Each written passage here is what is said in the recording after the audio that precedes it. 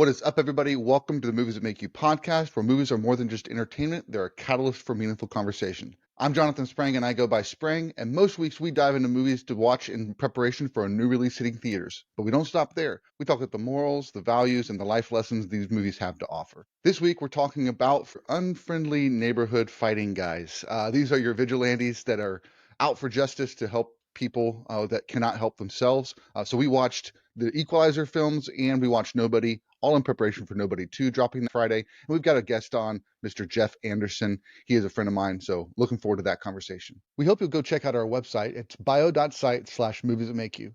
There you'll find all of our links to all of our social media channels on YouTube, Instagram, and elsewhere. You can also find our podcast links to Spotify and Apple Podcasts. You can also check out our letterbox, which shows you all of our lists on the movies that make you laugh, the movies that make you cry, the movies that make you scream, and everything in between. Before we dive into this week's episode, though, let's take a look at the next 4 weeks on the Movies That Make You podcast. Next week, we've got X-Men. The boys watched the X-Men films from the Fox universe all over the summer, and they talk about all 10 films. It's a long one, but it's a fun one. We hope you'll join us for that.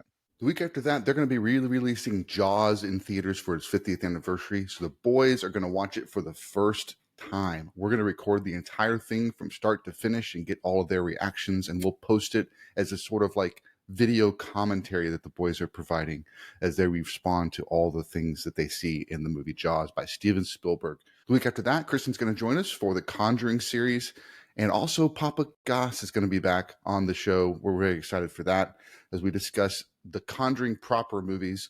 That's 1, 2, and 3 in preparation for Last Rites dropping that Friday. The week after that, it's our 100th episode, and we're going to be going live September 6th. 12 p.m. Central, we will be shooting our live episode, our first live episode with the boys, and we are excited for that. Jacob's going to be joining us all the way from Montana, and each one of us, including Mom, will be on camera and on microphone in order for us to have a fun 100th episode. We'll be talking about the boys' top 5 favorite movies of all time.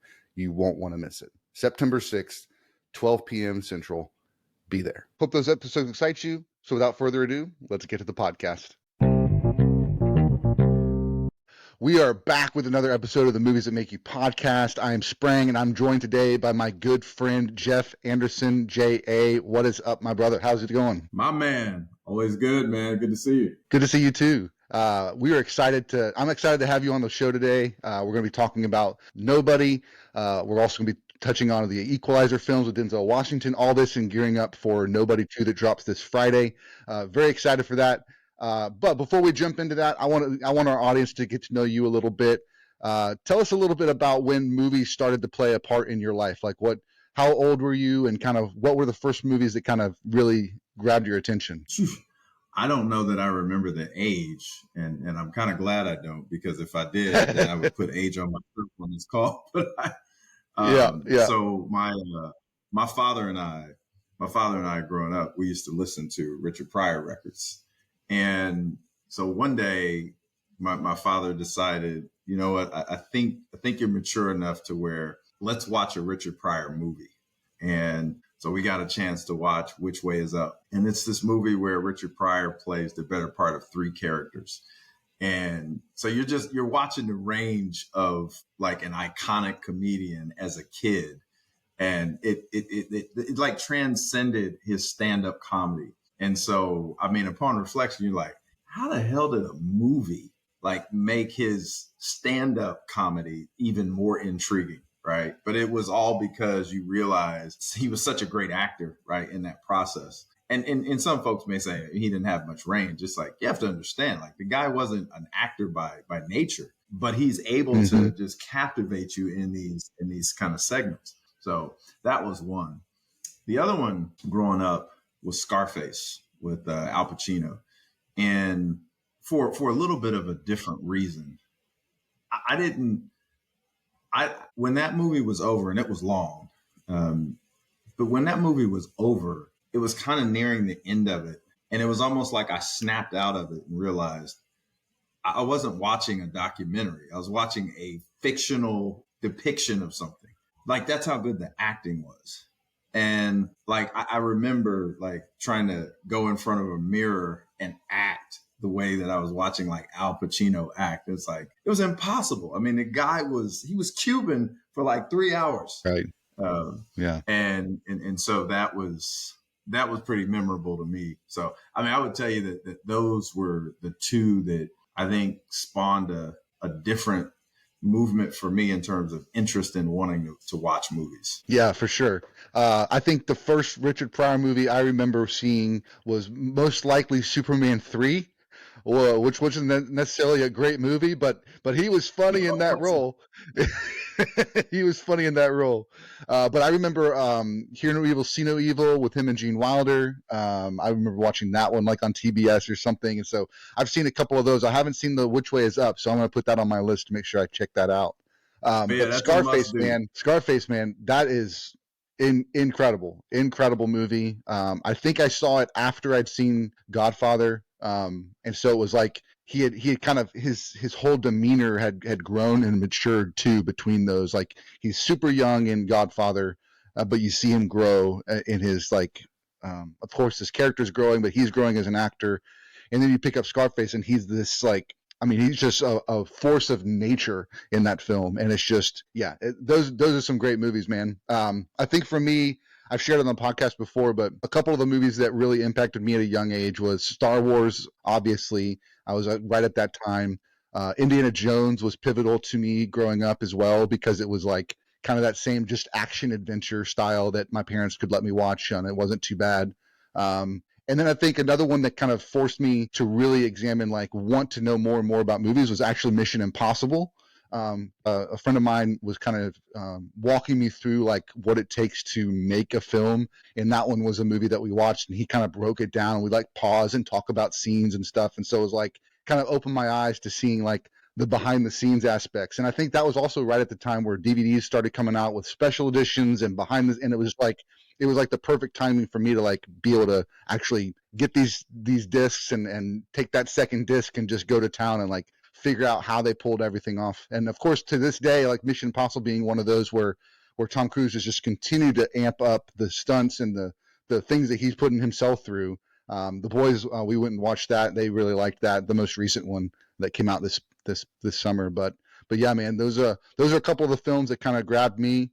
And I'm sharing those films with the kids. And is there a film? I love that you brought up the fact that your dad was kind of instrumental to your movie watching there early on. Are there any movies that you have shared with your kids that kind of have that same dynamic that you felt from your dad? So this is interesting. I know I'm putting you on the spot. Yeah, no. Well, so like I've got 3 daughters, and so 2 are at an age where you can comfortably let them listen to like a Pryor or maybe one of the other comedians that you like. And so I would start by saying that 2 of my daughters had to be subjected to Harlem Nights several times, but obviously it wasn't.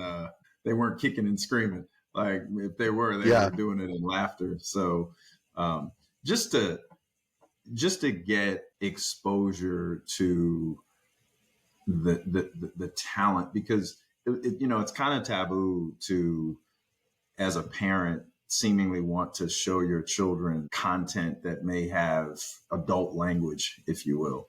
There wasn't a lot of sexual content, maybe periodically, maybe some sexual innuendos, but nothing that you couldn't explain out as a parent, so to speak.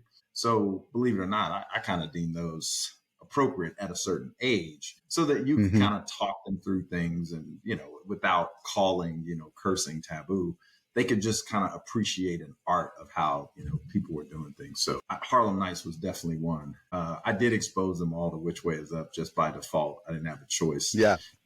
With that said, though, I mean, I think just kind of over the years, as they were growing up, we were like organically subjecting ourselves to a movie. When you're when you're a dad that's a career father, you don't spend as much time with your kids during the week as maybe a stay-at-home mother or a stay-at-home father maybe does. And so you try to figure out pockets when you can do it. And so we watched what's the movie with with Will Smith where it was just him and a dog? Oh, yes. I Am Legend. I Am Legend. Remember? Yeah. So it was I Am Legend, and I didn't really know what it was about. Like it was Will Smith. He had another movie preceding that was pretty good. So we're just like, we'll give it a go. And my middle daughter and we went to watch it, and it was interesting at that age. She was, and everybody will be mortified on your podcast. She was 12 at the time. And we both walked out with two totally different experiences. And she didn't exhibit what her experience was up front. My experience was that was one of the best acting like sessions I've watched. Like he turned into that character, and for the better part of an hour and a half, I thought this guy was just in some desolate city and nothing but zombies were with him and a dog. And here was my 12-year-old that was she was mortified. She just like, oh my God, like nothing could have been scarier. Like, I don't know if I can get that out of my dreams. And so we had to kind of talk through that. And then fast forward, she's in college, and I'm randomly talking to her, and she says, all right, well, I'm going to watch I Am Legend. So yeah, it's really good. My roommates have never seen it. And I'm like, you have to. It's one of the best movies. And I'm like, well, yeah. And so that to me was kind of a good indication that it ended up being a good selection after all. Exactly. I would say anybody that gets an opportunity to see some of the more like iconic series, you're gonna walk away with something meaningful, right? Whether it's the Godfather series, you mentioned Star Wars. I think Mission Impossible to some extent fits into that mold. I think Marvel has done a great job with the Avengers. So just that content around, I think they've done, all those producers have done such a masterful job. John Woo Matrix. I mean, pick one. I mean, you may get tired after a while, but by and large, there's these great storylines. There's a believability to what you're watching, and you're entertained, but you're also appreciative of the art of acting, kind of when it's all said and done. Yeah, absolutely. Absolutely. That's some good stuff, man. Good stuff. And speaking of the art of acting and being believable, Nobody came out in 2021. Bob Odenkirk plays Hutch Mansell. And this one came out after he had already kind of made a name for himself in the Breaking Bad series. So for those of you that may not know, Breaking Bad was a series that aired, and he played a character called Saul that was a really kind of one of those lawyers that you just kind of hear about in stories like this, that they know how to get around, the legalities of things. They know how to help people that are doing nefarious deeds, how to make sure that they don't get caught. Basically, that's kind of how he's introduced to us. Following that, they actually did a series called Better Call Saul, where it's it's basically a kind of a prequel to Breaking Bad. So you're getting, he really was riding on this kind of this character and this lawyer who's smart and all that, but he's not the action star that you're expecting to see when you see a trailer for Nobody, and it's a bunch of fighting and gun, like, what is this guy doing? And so I think when I remember seeing the trailer for it and being surprised at the fact that he's the star of this action film, and so I heard good things about it, but I didn't actually go and see it. I think you expressed similar response. You remembered seeing the poster or something, but hadn't seen it yet. So we watched it for this episode. So real quick, just share kind of your overall thoughts on the Nobody film. First statement, must watch. That's the first thing that I would say. It's a must watch. My perspective on Nobody, I will argue, is invariably going to end up being similar to a lot of folks that didn't watch Breaking Bad, because I've yet to see a single episode. You go into it, it's blank canvas. And in one specific respect, you're about 10 minutes in, and you think you've just got this relationship, this marriage that's lifeless, sexless, and just like going nowhere. And like there's this energy amongst them that even like the wife at one point, like I didn't know if the movie was gonna like dovetail into a woman that's going to leave her husband because he's, in her eyes, like a nobody. And it ended up having a completely different layer to it. And so you don't know. And even in the inaugural component, when they were being robbed at home, you still hadn't quite gotten it. I mean, yeah, sure, maybe he could have done something, but you weren't sure, like, are we just dealing with a passive guy, a scared, timid father, and it's going to manifest itself in the form of the teenager growing up and acting out something, crazy. Like you just didn't know. And then all it took was that bracelet, and it was like, son of a, and then it's just the whole movie shifted, and it was, it was action packed, but it actually had a level of humor that I don't know, and perhaps because I haven't seen any of the reviews on it, I would tell you that it has such a subtle level of humor. It just keeps you intrigued because it's action based, but you follow it. Like, sometimes you get in certain movies that are action and, there's action, but then they have lull periods where you like get up, go get popcorn, get something to drink. And like with Nobody, you kind of felt like, I'm just going to hang in here the whole way, right? Because you're laughing a little bit. You're trying to figure out like where this is going. And just overall, I was very impressed with that. Yeah, absolutely. I agree. Everything you said was spot on. I remember being very, like, the scene that they showed them getting in bed and her having the pillows between them. Like, I was just like, this is, and maybe because of our age and where we've been in life, that feels very relatable. Not relatable in the sense that I've ever experienced that, but I can know what that would feel like. Like, that would be horrible. That's the feeling you get. And then I think, and one of the things that's interesting too is that he is, when you meet him, he's this mild-mannered, like you said. You think he might be passive, he might be a walk-on. Everybody's, just walking all over him. Even his family, his sons, like in his kids' relationships, like they don't think he's anything worth giving their attention and love to. I mean, he's just like lost it. And then when he takes it upon himself to go and find that bracelet, and then further that all the action kind of picks in, it's like he finds his like his heart again. He finds his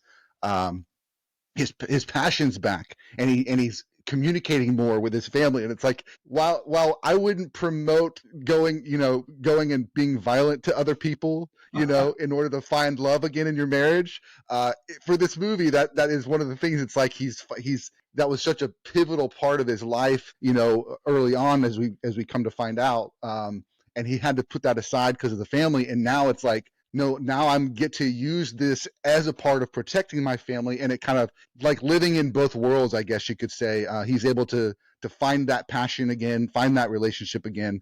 And like I said, I wouldn't promote being violent to save your marriage, but for the movie, it felt like that he was finding a piece of himself again. And I could relate to that. There's a sense where for a while I was leading music at a church. That was my full-time job. I left that job, got a job at a mortgage company. I wasn't doing the music on the side. And so there's this sense where there's a part of me that's kind of missing. And then later on, I was able to put both things back and do the music thing at the church as a part-time thing. And so it's like this, I could live in both these worlds right now. And it was like a really kind of a relatable piece for me. Like that was something I can definitely, find myself in Hutch there for a second. So pretty fun. Yeah, Go ahead. No, I was just saying, I hear what you're saying. He's like, I know I can do something, but it was almost like I swore myself not to anymore. But then you impacted his family. And I mean, I have this in my wheelhouse if I have to go to it, and you're forcing me there. Like if you leave them out, I can go back to just being the family man. Right. But if you force me to that lane, I can get comfortable in that lane. And it's cool because like he's got the buddy that he calls periodically, or the buddy kind of calls him, I think it was the RZA. And it's kind of laughable. It's like, you're supposed to be off the radar, dude. Like you're not supposed to come back.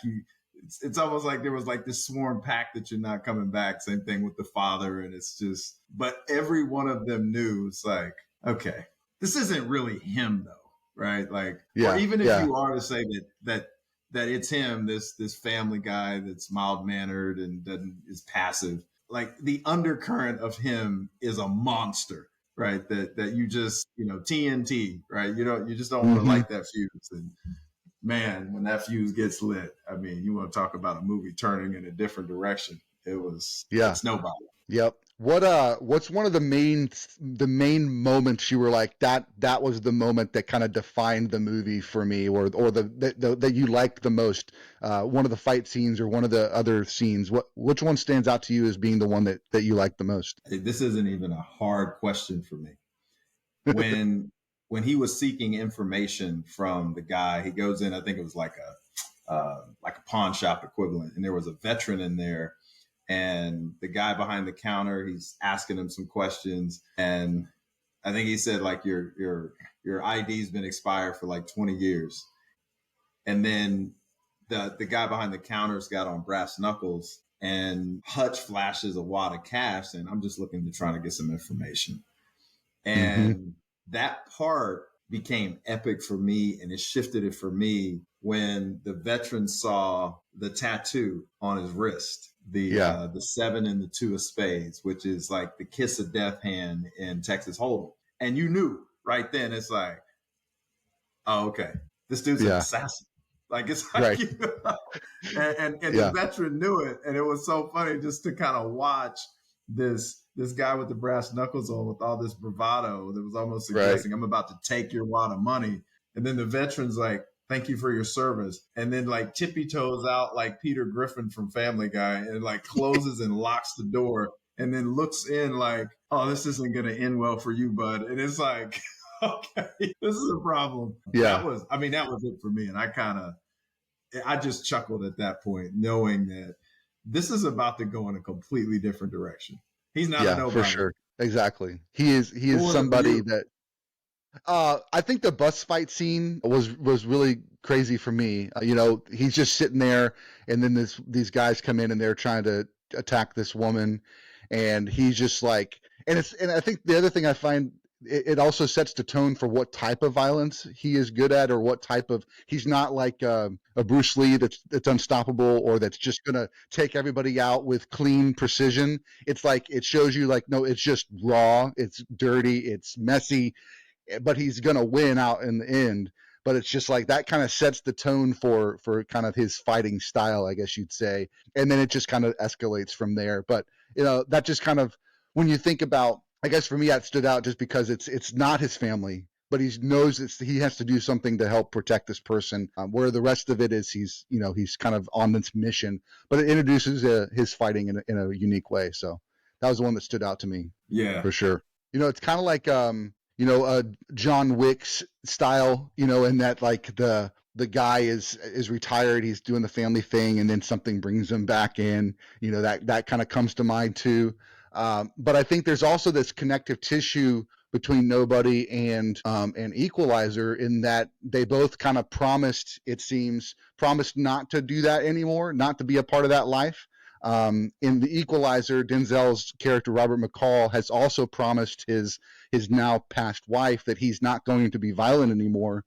But something, a person that he encounters, a person that he finds, he begins to care for, in this young lady, Chloe, Grace Moretz plays a call girl, for lack of a better term, and he sees that she's being mistreated, and it kind of sets him on this path that he's like, you know what, I have to do something here. I can do something, so I need to step in and do something. And then the rest of the movie is him realizing that it wasn't just I remember a line in the film, it wasn't just 4 pimps. You attacked the Russian mob, like, and so it escalates from there, of course. But Equalizer, man, Denzel Washington, share your thoughts about that first Equalizer film. You think about the body of work that Washington had preceding that first Equalizer movie, and then you watch the Equalizer 1, and you emerge from it saying, oh, they got to do another one. Like, he was just that good, where like at the end of that movie, you're like, oh, they got to do a sequel. You didn't, I mean, you kind of reflected on what you watched. The content was just so extraordinary. You're like, okay, well, as long as that character is alive, you should do a movie about that character, right? Until he is assassinated, like that has to be a movie. And I think it even ended up, because I remember, I think at one point in my life, and I can't remember the actor's name, there was a show called The Equalizer. But he seemed like he was more like a detective, whereas like this one was like a true assassin, kind of turned civilian, turned back assassin for the, all the reasons that you mentioned. But the first one was just, again, I mean, it was so good. You were hopeful that they would do a follow up. I know that they're completely different movies, but I had the same experience when I saw The Matrix. Like when The Matrix was over, I'm like, okay, that was awesome. Like if I never see another Matrix, I'm fulfilled, but I really hope that they do another one because you can take this somewhere. And I don't know that they ever relived the effectiveness of the first one with all of their, kind of, twos and threes, so to speak. But it stood to reason, like the content was just so good, you had to see it again. Something that's equivalent. Yeah, that character was born. Robert McCall was like the Hulk, like Batman, like Superman, like it. You know what I'm saying? It became that iconic to have that kind of character. Yeah, and I had to wear my Batman shirt for another vigilante that's out for justice too. Just like these two characters. But I'm with you, man. Like, and I remember the TV show. I don't know that I watched it a bunch, but I remember knowing of it and that it was on TV. When I was younger. But I don't remember any of the stories. But I'm with you that it was a lot less action, less violence. But you get Denzel Washington working with Antoine Fuqua, and you're like, this match just works. Antoine being director, he just has a great style. I think the first time I remember seeing them working together was, what was that movie? I'm blanking on it. But he plays the cop that Ethan Hawke has to kind of ride along with. Training Day. Training Day, yes. And it's just it's not the same character, but the energy that Antoine brings in his directing style and the way that the finished product ends up is just, it's got so much energy and visceralness just within that. And then Denzel just being Denzel, the calm, mild-mannered dude that. And I think the standout for this too, it's very kind of Sherlock Holmesy as well, because he's calculated everything. He's a mathematician when it comes to like what he's going to do, and the way that they display that is just so beautiful. And the audiences are along for the ride, and they know exactly what's about to happen. But then, yeah, like that first movie, I think the one standout, I'll go first on this one if that's all right. The standout for me, the end of the warehouse scene when he's about to go off on the last guy, and it's just like the music hits, the slow-mo hits, and he's just walking out with a nail gun in a Home Depot. You're like, this is epic and awesome.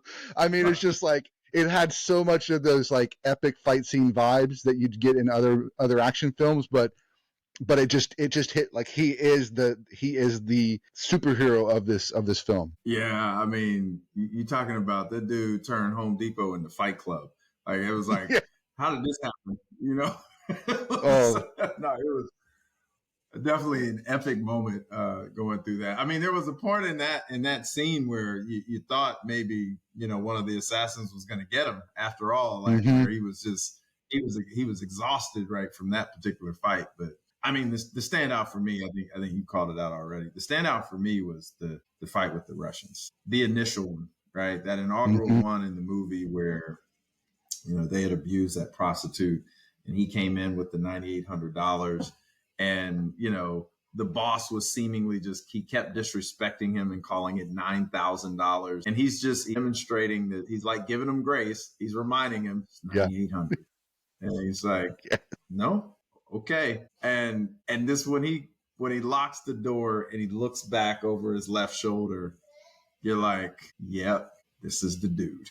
And then it's just you knew right then. I mean, and just oh my gosh, just the 19 or 16 seconds. And then the killing takes place. I think it took like 29 seconds, but the 29 seconds was he was basking at the last kill, and he looks over and he's like, 29 seconds, 3 seconds.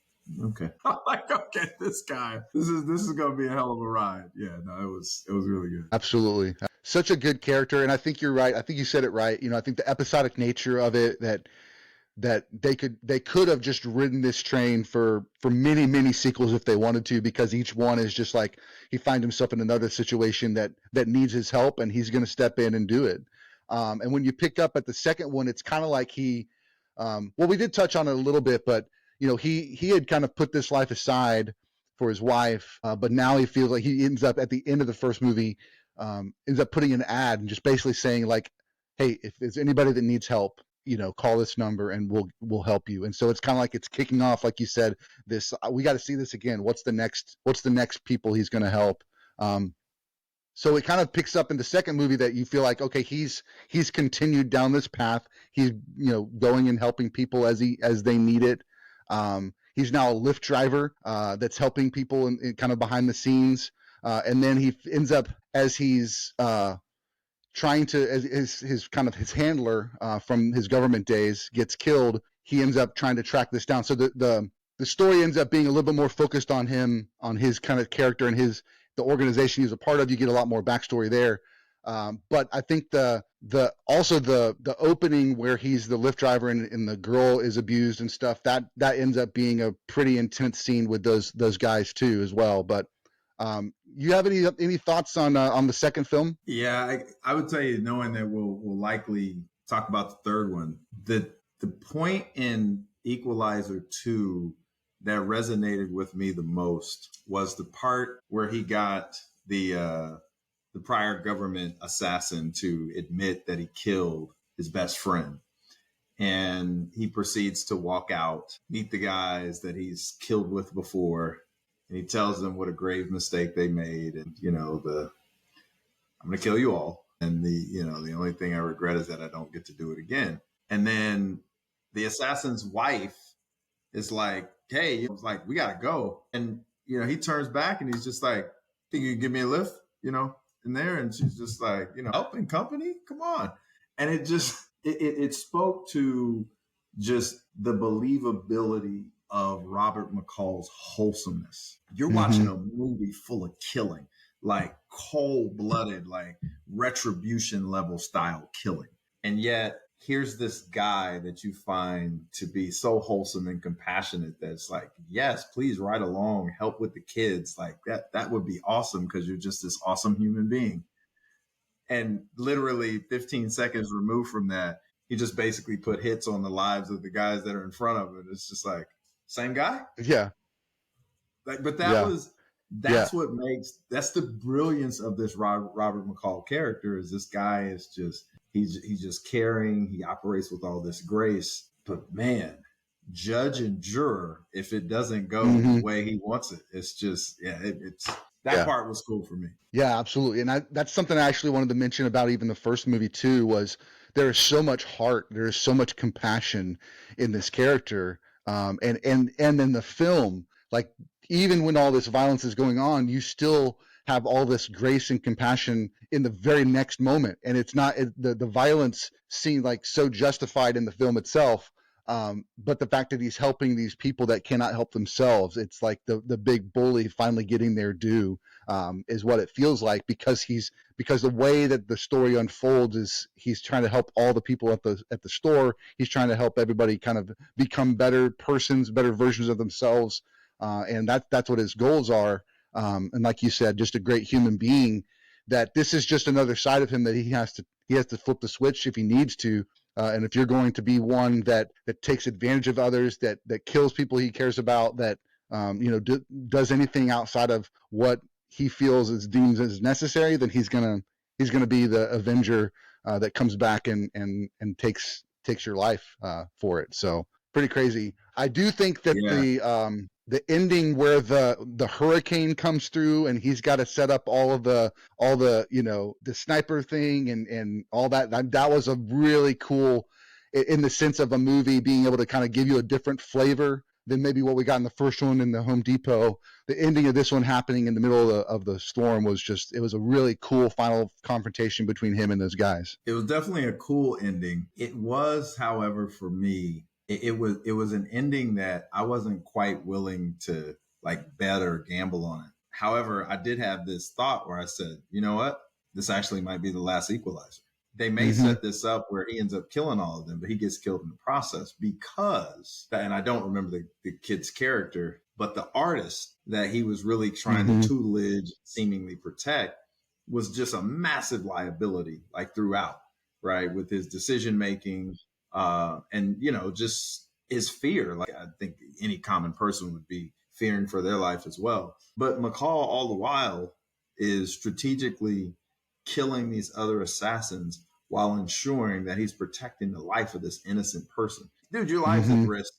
The hurricane's coming. Like, come on, man, pick a lane at some point. Like, if you want to stay alive, and you're watching it kind of unfold, and you're like, he's going to end up taking a bullet, right? And then probably killing the person in the process, but then he's going to die in this kid's arm, and hopefully the kid grows up and becomes something, right? But it didn't turn out that way, which is cool. But but that was yet another example of just his altruism, right? And selflessness. Like, hey, I'm this cold-blooded killer, but I've got like compassion. It's almost like if you think back to the DC comics, Superman could be like kicking the ass of, all the enemies, and one enemy gets an innocent person like strung up and they're about to throw him off a building. And he's like,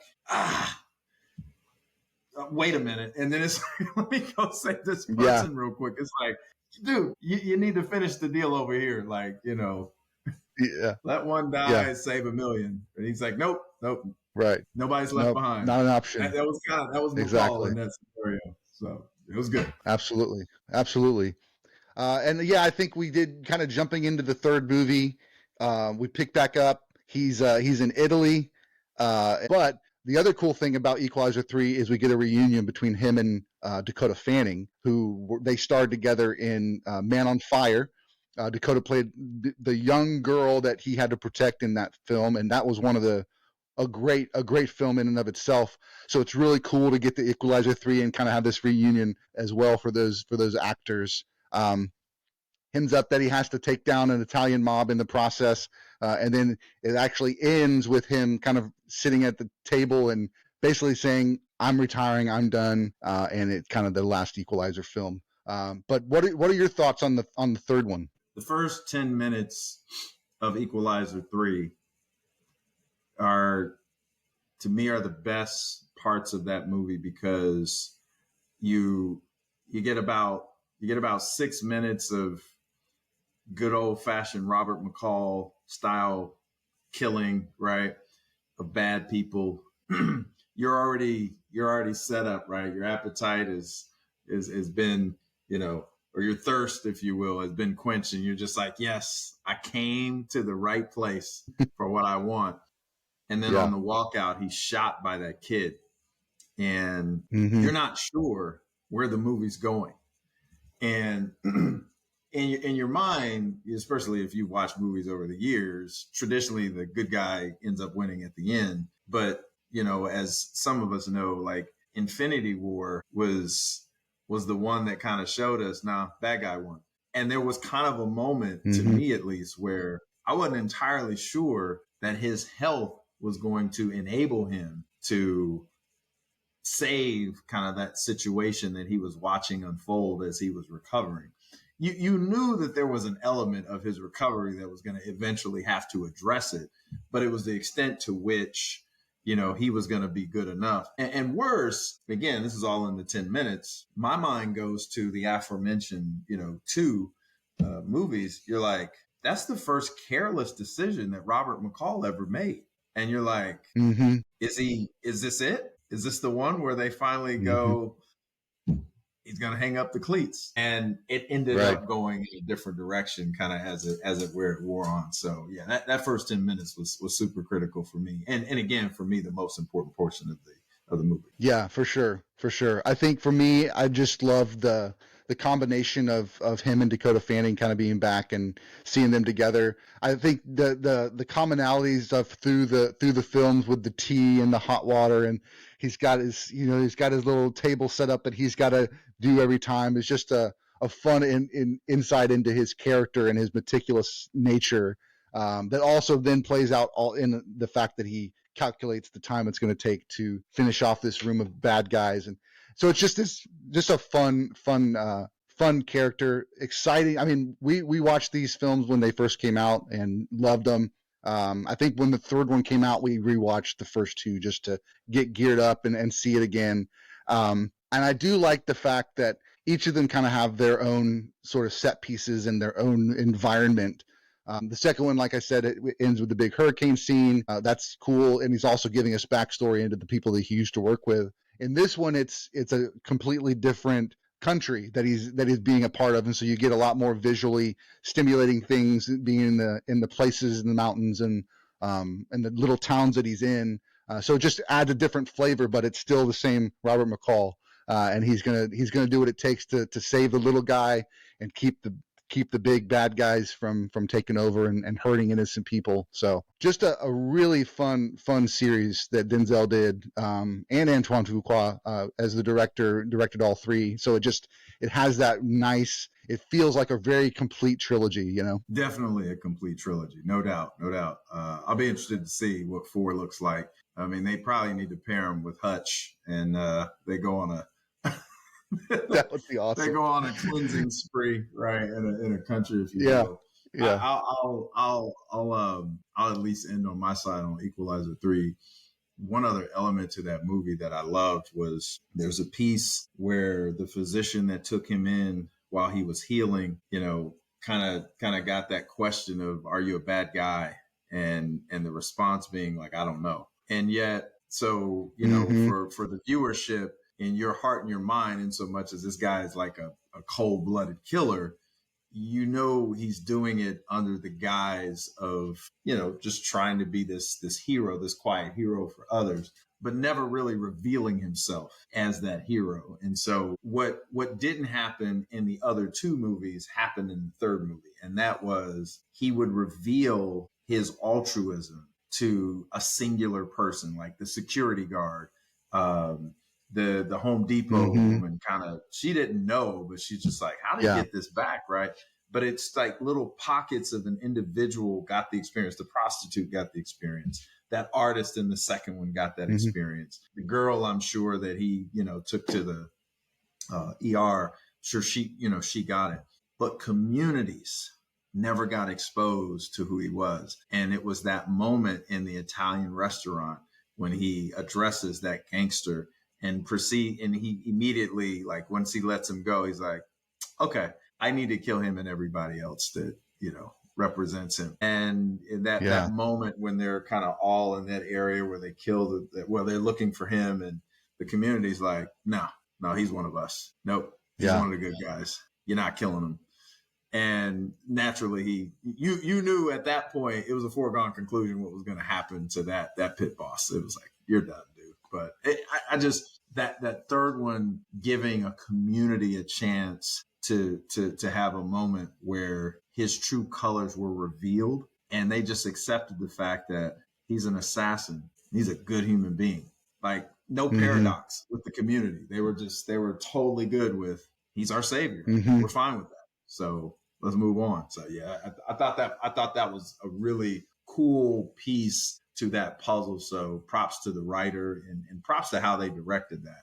I just thought that was great. That is a great insight as well. That I had not put that together, but that's beautiful. Kind of expanding, but from the individual to the community. That's awesome. Very cool, man. Well, what other movies are you excited about that's coming out this year? Do you have anything on your radar that you're excited for? I at this point in my life, I wait for an 8-year-old to say when, and then we're going to end up going to watch something. So no, I don't know that I have any, but there have been a couple of like series that have been mentioned to me. So like Breaking Bad's one, Billions is another one, and so, you know, I'm wondering if after watching those, another one's The Wire. Like, I've never seen any of the Wire series. Yes. Oh, man. Yeah. What I have a tendency to do is if I get ensnarled in a series, I'll grow an affinity to an actor or an actress, and then I'll just kind of look them up and see, well, what other work do they have? And if I haven't seen them, then I may be compelled to watch something. So there's a very good chance that, you know, as I emerge from watching a handful of those series, that I end up, you know, trying to see if there's something else that I can watch. So There you go. Yeah, no, I like that. I like that a lot. I'm similar in that way. And you mentioned for me a couple of top fivers, Breaking Bad, The Wire, definitely top five best in my top five best shows ever. One I would put on the list, and I think I have it as my number one, and probably not because it's the best, but it's like the one that if somebody asks me, what's a series that you should that they should watch, this is the one I tell them because it's not on a lot of people's radars, but it's called The Shield. Michael Chiklis plays Vic Mackey, who is a cop in L.A., a Farmington part of L.A., and he is a dirty cop from the get-go. They wrote the show for him to be the villain, but audiences continue to root for him, and so it's this story, and it goes on for like I think it's 6 seasons. But each season, it's like he tries to kind of turn it around, but then he kind of gets pulled back into his old ways. But one of the reasons why I put it on my list number one and why I love it so much is that a scene from the first episode of the entire series is a single thread of conflict for the entire series. A lot of times when a series kicks off, it's like, that's resolved by season one. And then season two picks up and now we have a new thing. In this series, that single thing that happens in episode one of the pilot is the same thing that ends up causing this huge thing on the finale. So it's really well done. It also stars Walton Goggins.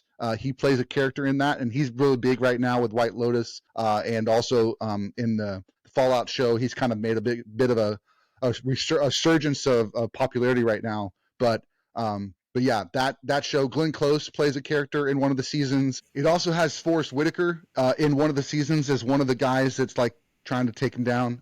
So it brings in these actors for a season to kind of pair off, like kind of be an adversary to Vic. But man, the twists and turns that show takes. And one other thing why I like it too is that the seasons aren't set by episodes. So a lot of shows, they'll have, these are 8 episodes, and every season's 8 episodes, and this one actually fluctuates based on the story that they need to tell. So it's fascinating. It's a fascinating show. The fact that the bad guy is the villain, or is the guy that you're rooting for throughout. We shouldn't be rooting for him, but it's just the way that they wrote it just made it that much intriguing to kind of see how is he going to get out of this situation. So really good show. So I would put that on your list if you don't have it already. Very cool, man. Well, thanks so much for being on the show, dude. Thanks for taking the time in your busy schedule to kind of jump on here and talk some movies. Right on. Sounds good, man. Had a good time, man. Good to see you. Love to talk. Yeah, absolutely. We'll talk to you soon. Thanks so much for watching. We hope you enjoyed this week's episode. Again, you can check out all of our links at bio.site/moviesthatmakeyou. Feel free to drop us a line. We'd love to hear from you. So until next time, keep watching movies.